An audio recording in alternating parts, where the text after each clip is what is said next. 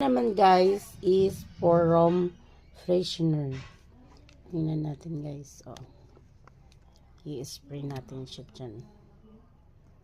I-spray natin siya sa ano, ganyan oh.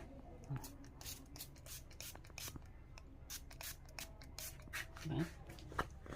Wow, ang bango. Tingnan nyo guys, ang bango. Lalo na sa ano, ang bango siya.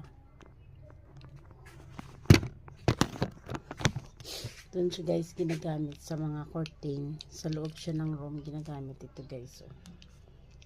Mabango siya, promise. Sa loob lang siya ng room.